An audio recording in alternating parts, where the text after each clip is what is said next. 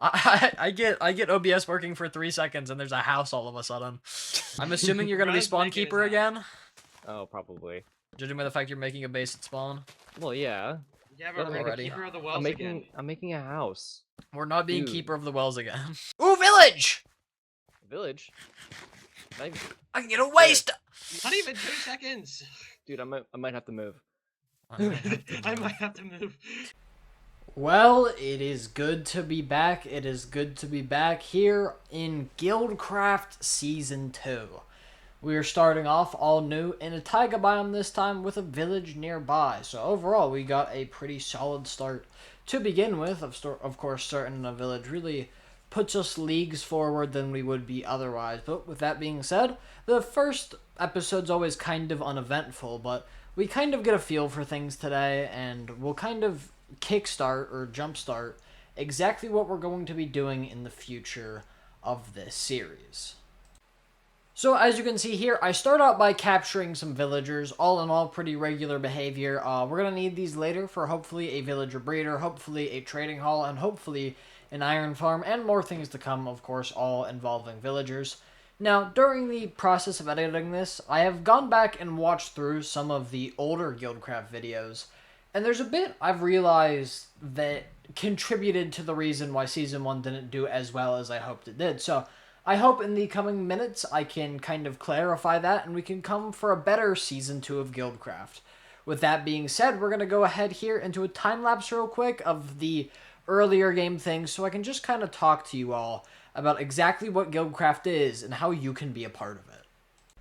So, for a server called Guildcraft, I do notice that in the last series, I kind of did a very poor job at explaining what exactly Guildcraft means. Of course, we're talking about guilds here, we're talking about groups of people who come together and work together, but last season we didn't really see that because we didn't really form them. We formed the idea of guilds and really just split into two teams, the spawn keepers and the keepers of the well, and that didn't work for obvious reasons, because not only were there not enough members to facilitate what we're really trying to get to, the application process was way too lofty, and I should have understood that earlier, that's my bad.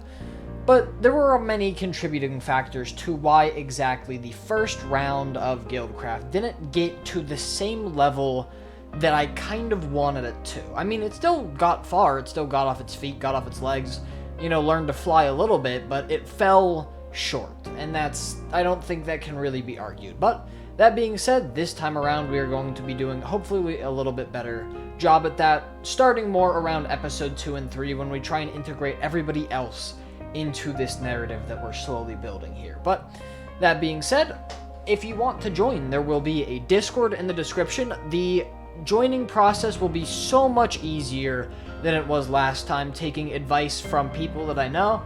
I'm going to turn it into a simple Google form where you can fill out just a couple of questions, and if you fill them out well enough, you will be invited onto the team and you will be put right onto the whitelist. We are welcome to anybody joining, and the Discord already has a few members other than, of course, the members I invited myself. So if you want to come over there, just hang out. If you want to apply, join the server, that's all up to you. That being said, guilds are definitely going to end up becoming their own animal here this time around. They're going to become small pods of people, almost like a civilization event, where you can kind of work with one another, you can make allies with other guilds, you can make enemies with other guilds.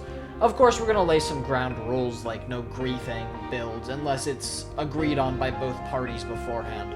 And of course, there's going to be a little bit of like that meta layer, that kind of immersion breaking layer, unfortunately, where we're like, hey, we could do this, but only if you're okay with this. We might want to take all your stuff, but like, you worked hard for that. So, of course, there are going to be things where we kind of have to gauge as they come, as they go.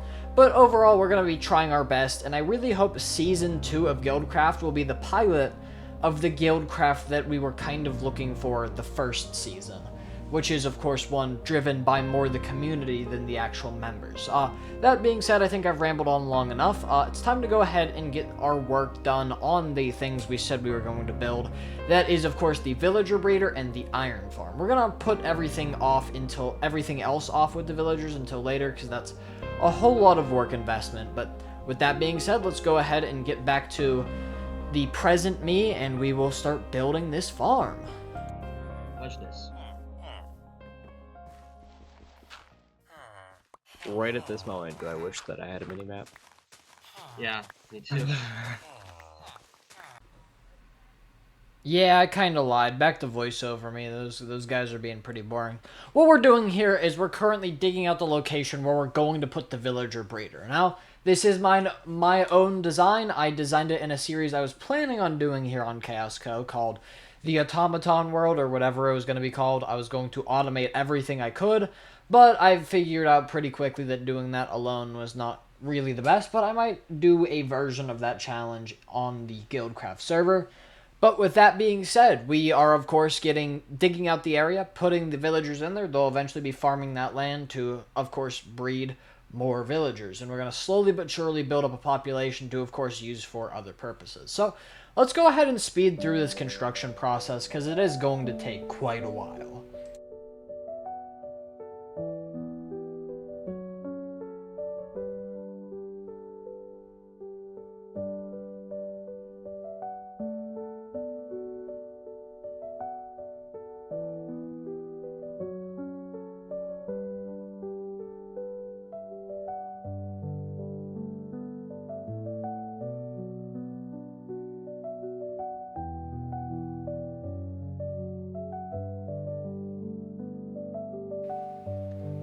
And so it was completed.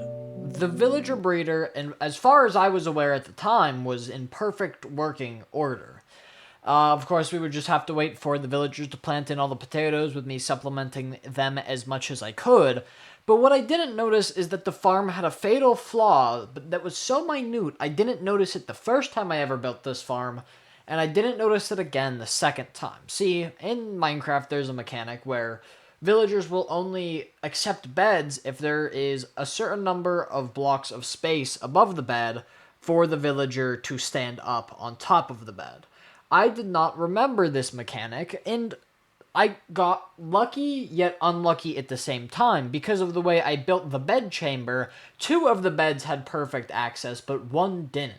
Which means the 2 villagers that were already in the area would act like they had access to a bed, because they did, but of course they would never actually breed because of the lack of a third valid bed for a villager to take up. So it would take me an embarrassingly long amount of time to realize this mistake, but in that time at least the villagers were producing more and more potatoes, meaning they would in fact build up a store for more villagers once I fix the problem. So we're gonna cut ahead to me realizing that I made a mistake. But of course, I have been tasked with dealing with villagers for everything except for maybe trading. I might stick that on Nick, who looks like he's going to become maybe not my guild mate exactly, but maybe the guild mate upstairs. You know, because I'm not sure if you saw during any of the footage. I don't even know if I showed it. But down in the mines is a pretty nice cave, which I plan on turning into my base, and there'll be more information about that coming later. But right now, I'm just following a video tutorial, which I don't love to do, but sometimes you gotta bite the bullet to get the iron farm up and working, because iron farms are one of those things. Luckily, I have a bundle, put all my things in it. Of course, this is going to be a quick little time lapse, and I still didn't realize my mistake of the villager breeder, so I'm going to build a whole big iron farm for a grand total of 0 villagers to inhabit. But let's go ahead and time lapse through that. No replayed shots yet. That's going to happen next episode.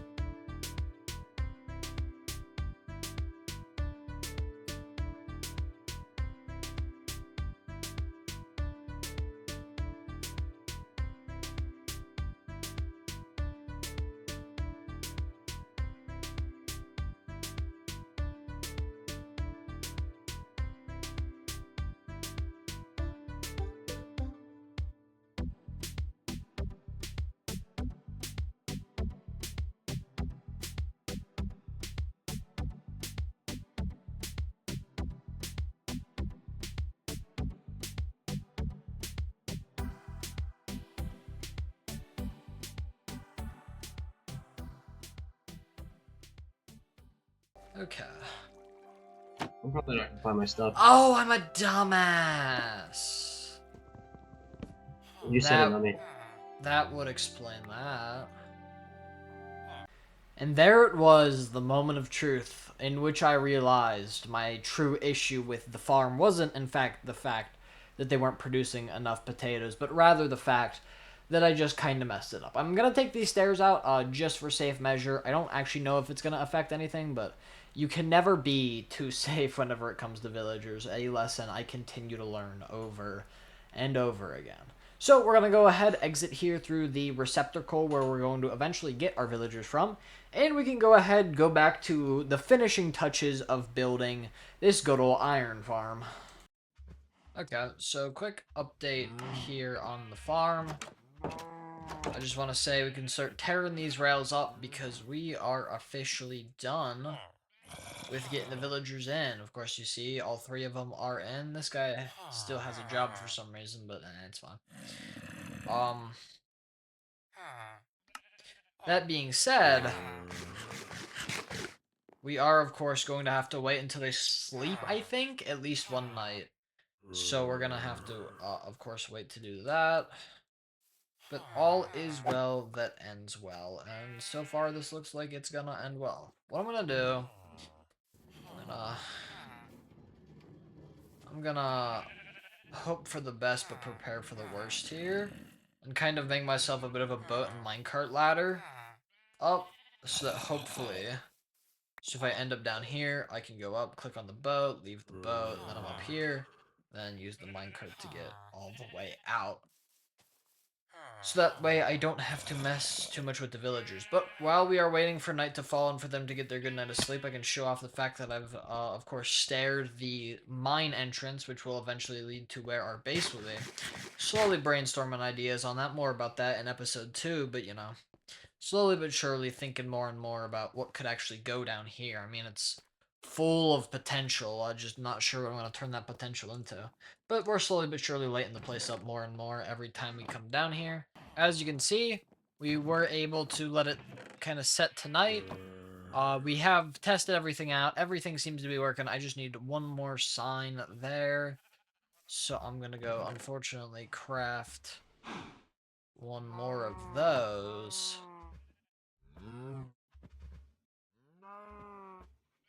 And then we can go ahead and get ourselves a hopefully fully functioning iron farm. Hit it with that. Okay, so all of those should be blocked off. Now, if I do remember correctly, I had Nick grab me a bucket of lava, and there it is.